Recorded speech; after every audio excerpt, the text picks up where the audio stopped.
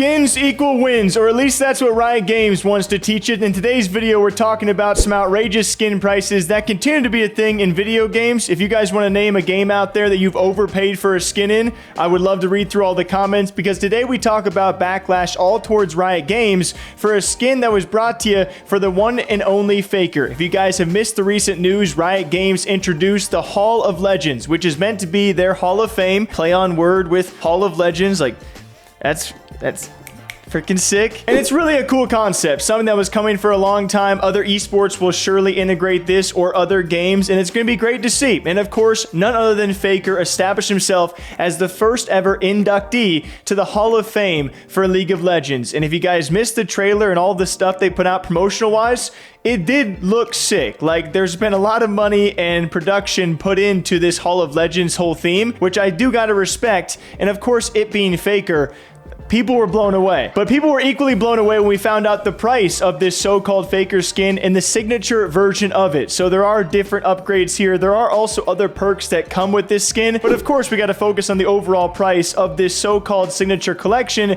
which will cost players nearly 60,000 RP. If you guys are not familiar with Riot points, they're not cheap, by the way. In fact, if you want to math this one out, if you can afford a signature collection Faker skin inside League of Legends, which you'll never get the money back for, you would need 5 of the max RP bundles, assuming you get that bonus RP in each of those bundles, then a 2,500 RP bundle on top of that, all equating to just over $500 to get this Faker skin in the game. And as you guys can imagine, like, I know you're probably not surprised, but maybe some of you are, people freaked out at how outrageous this was. Riot Games asking you to spend $500 for a skin of one of the best players of all time, Faker. Yes, it's a cool skin, but is it $500? All right, we are talking about a brand new console. The things you can buy with $500 that I could name right now, but I won't waste your time. Like, I'm a huge coffee guy, and that is at least 100 coffees. It's crazy what some of these games push upon people, and the community had a lot of backlash to say. Comments ranging from protesting, not even buying the skin. We had other people out there just, you know, complaining about the overall price point, how outrageous this was. People also pointing out the fact that Faker is notorious for not using skins in the game, and also being a very financially frugal guy, as people were pointing out how some other things are very expensive. And did Faker approve of this price? Like, would Faker want his fans and audience to having to pay this much to play with his skin in a game where he doesn't even use skins, you know? Now, I will say this is a financially frugal guy who is also making millions of dollars. Like, he is set for the rest of his life, and I don't know the operating agreement between Riot and Faker if he was the one to set this price, but we do know the rumor out there as well. On top of this $500 bundle, it's also only 30% to be going to the player / team. I don't know what that split is between two of them, and 70% of this going back to Riot, which some people like Monty and others have pointed out. Of course, they do have to recoup some of the fees. They put in a lot of production. They put in a lot of work to get this skin out there, to which I think you could quickly counter argue, if 1,000 people buy this skin, that's a $500,000 spent, all right? And probably far more than that are going to buy this Faker skin with his diehard audience, not alone just in Asia, but of course the Western audience, the League of Legends audience, and abroad. This guy's a superstar, okay? I think they're gonna make enough money back. That's just my guess. And you even had the top streamer of the game, I would say the top voice of the game in the creator streamer sphere, that being Cadril, calling this out. We also had IWD calling this out, and many others voicing their opinions on $500 just being like maybe a tad bit too extreme. Others lending themselves to the theory crafting of, okay, what if Riot set this price point and then they're gonna come back and say, oh, we heard you guys, like, don't worry, it's not 500, now it's 350, you know? And I don't know if they think that heavily. But Riot does make a lot of money, so it wouldn't shock me either way. I just don't know. Like, it is a crazy price. And this brings to light all of the recent times we have covered stories similar to this of AAA titles and big game devs out there pushing these extreme bundles that we complain about and people still buy. Do me a favor right now, leave a comment down below about one of these things you have seen. Maybe we'll do a compilation video, because most recently, the one that I think of the most, Apex Legends peeps. How are you guys doing? Do you remember the $360 Final Fantasy Death Box that they put into the game? People were very upset. Essentially having all of their players pay over $300, so when other people die and you look at the death box, it's a good looking death box. And yes, a lot of people pointed out that 360 bucks, although Apex heirlooms have been notorious in the game's history for being very much overpriced for how they look in game. I would never advise anyone to spend hundreds of dollars on a skin that you can't sell and recoup any of those funds back. Even Imperial Hal was like, yeah, EA, you're being greedy motherfrickers, and he does not hold back on calling out the parent company of his main game. That's fucking stupid. I would have bought it if it wasn't like 360 bucks. $350. Is that just inflation?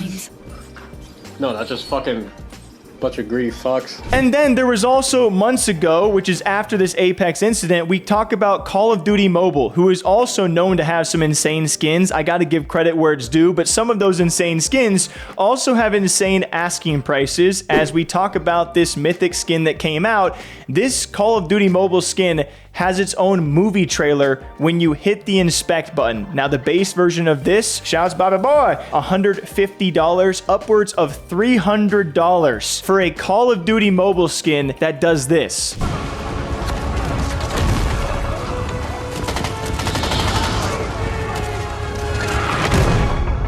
Don't worry, soldier. I'm with you every step of the way. We stand together.